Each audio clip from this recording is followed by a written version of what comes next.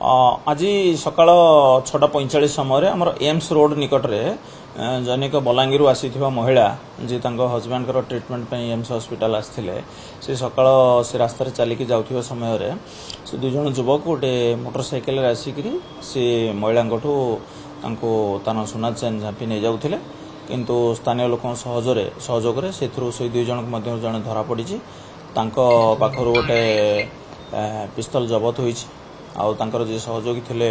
से फेरार हो जाइछन्ति आमर जी अच्छी बलांगीर महिला तांकर अभियोग को आधार करी आमर गोटे रबरी और आर्म्स एक्ट रे खंडगिरी थाना 834/26 बर्तमान मामला रुजु होइछि आउर सहयोगी जो खसी जाइछन्ति धरिया आमर चढ़ऊ जारी रही दुई जन जो अच्छी आसामी अन्य केस इनवॉल्वमेंट अच्छी आम सेटा वेरीफाई करुचु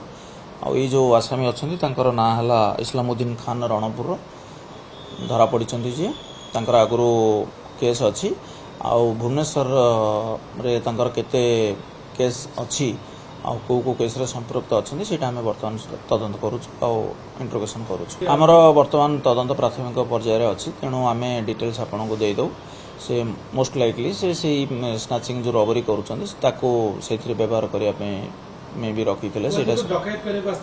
हाँ हाँ सी तो अलरेडी आमर जो महिला जी आसी बलांगीर तो स्नाचिंग कर से उद्देश्य से रखी थे कहते तथापि आम से सोर्स ऑफ प्रोक्योरमेंट अन्य दिग को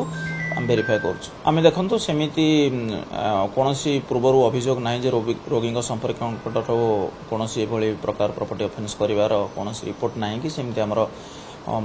केस होनी आगु किंतु बर्तमान यहाँ प्रथम केस अच्छी जो जड़े महिला